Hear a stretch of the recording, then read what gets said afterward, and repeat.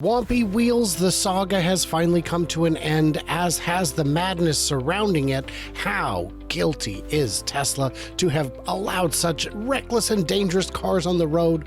Or wait, are we just dealing with crazy people? I'm Brian. Welcome to Futuraza. Joined as always by my good buddy Herbert, as he does so graciously for me each Thursday and Friday morning. How are you, Herbert? I'm doing well. Thank you so much, Brian. Oh, my goodness. I don't know if you remember the saga, but Whompy Wheels. Whompy Wheels. Is it still an issue on Tesla Model 3? Hey, it was never an issue. It's just one crazy person who looked through pictures of damaged ones until he finds wheel stuff. Dude, you just took a Reddit comment and made that. And didn't even give Reddit the credit because they don't deserve it. Okay. This isn't even part of it. It's not even a rear wheel issue. It was a front suspension issue. Yeah. And I don't know if you know this, but cars can have damage from time to time. So do you remember this when it was ongoing? Actually, I don't. Well, tell me more about the suspension concern. Is it real? How many cars have it? Sure. How big of a deal is it? Yeah. The claim was that the suspension was grossly inadequate for the weight of the vehicle, and that Tesla knew it, and they covered it up, and they tried to make it go away and not fix it and all that. But, these guys are very good at, the fudsters, the dishonest people, are very good at spinning a narrative that gains traction. And then they would go and mass report failures, and they would do that by not even using real people who actually own the vehicles, just filing any complaint you file, the NHTSA has to examine. And in some cases, hey. Yeah, so NHTSA came out and said that this is not real. And then, but by the way, it sounds very similar to the panel gap scenario. If it was even slight truth to this, it's like such a nothing burger, right? Because these things happen. Car makers have these at the very beginning usually, and then they get better and better. Today, Tesla's suspension is one of the best in the world. It is so far advanced at this point. So, well, that doesn't justify a cover-up, Herbert. And look, Toyota had wheels falling off their BZ4X, right, and nobody went headline news about it. Federal investigators have completed their investigation, and they have recommendations. There have been hundreds of SNX with front suspension failures.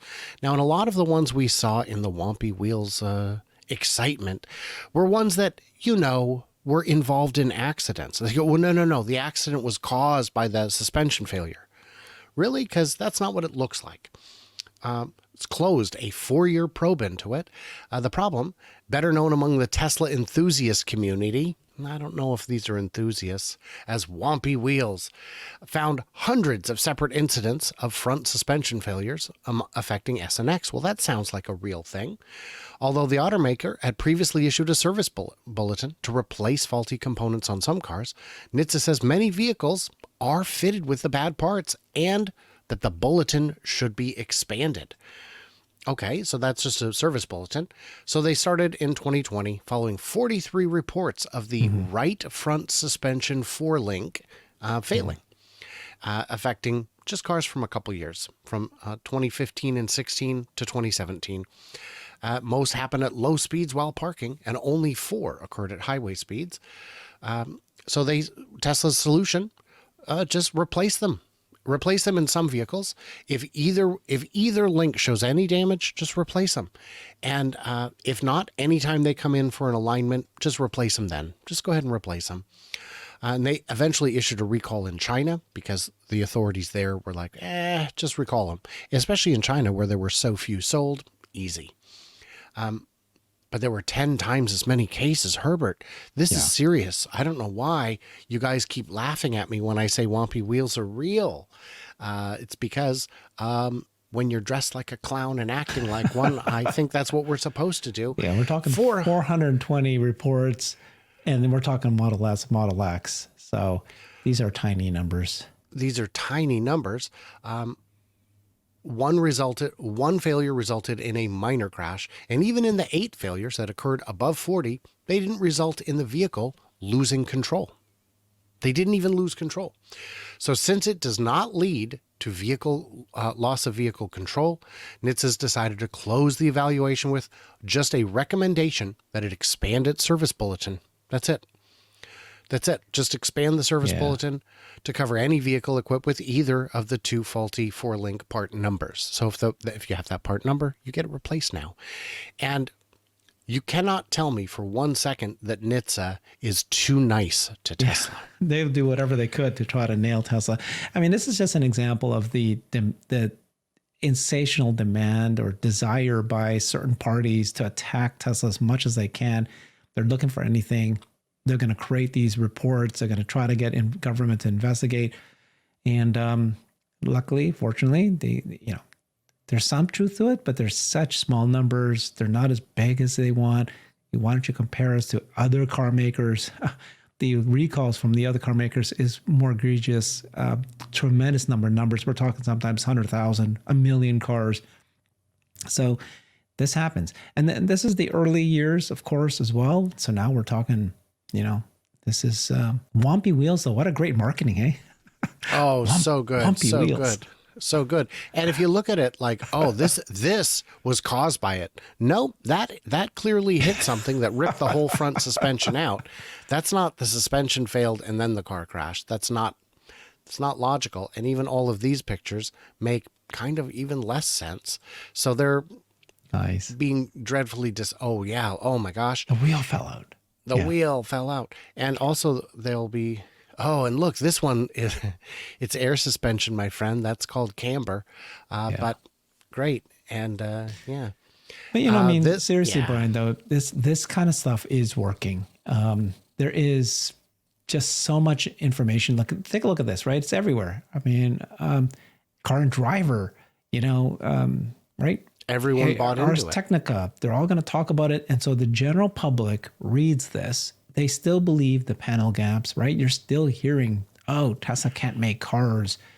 And then, don't you know that there's all these issues with these cars? And then you have to say, well, Model Y is the, best-selling vehicle in the world for multiple years now.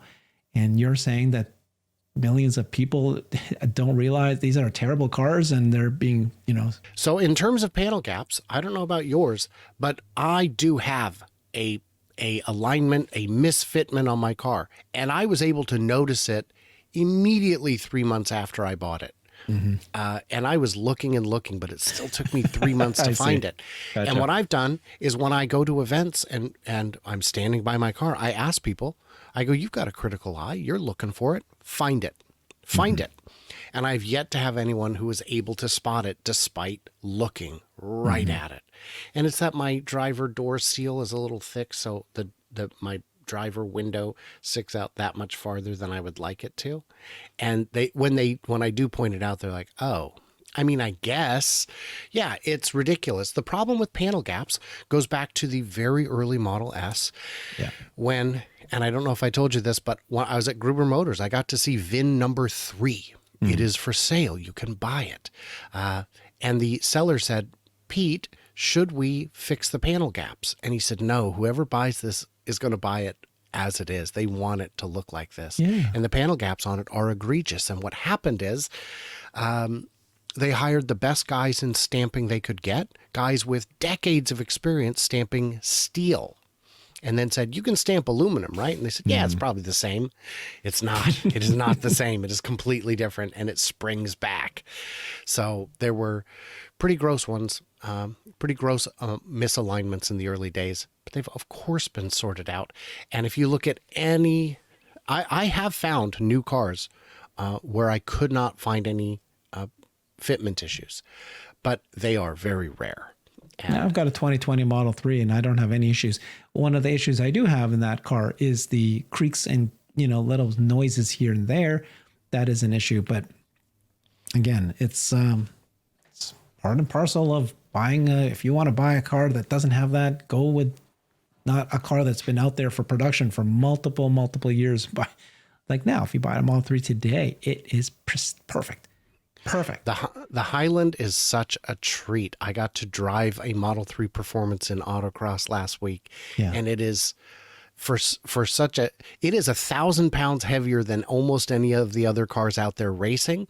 And despite having no skill whatsoever, I ranked 47th out of 61 drivers for my 3 timed runs. And it's not because I'm a genius. It's because anytime I see a straight shot, I just punch it and I'm already at the next turn. And then I get to make the tires sing the song of their people, which is, I can't do it justice, but you know what it sounds like. No, tell me what you're talking about. I don't want to hear. Okay, stop. Okay. I'm telling you, you asked to hear the song of the people, of the tires. Guys, what did we miss? What do we misunderstand? Who has the greater mental illness, the Whompy Wheels folks or the guy who sings like a tire? Great marketing. Whompy Wheels. It's got a ring to it. Yeah. Oh, what did we miss? What did we misunderstand? Leave it in the comments below. Do me a favor. Check if you're still subscribed, because I've got another person who just messaged me to say, yeah, I just noticed I am not subscribed. And I think he said that happens regularly. Very frustrating. So just double check. And everybody else, like, subscribe, do the usual. And stay tuned. Stay juicy. Yes, I did a poll to find out if I should continue telling you to stay juicy, and the answer was overwhelmingly yes. And I cannot wait to hear from you clever robots on the flippity flop.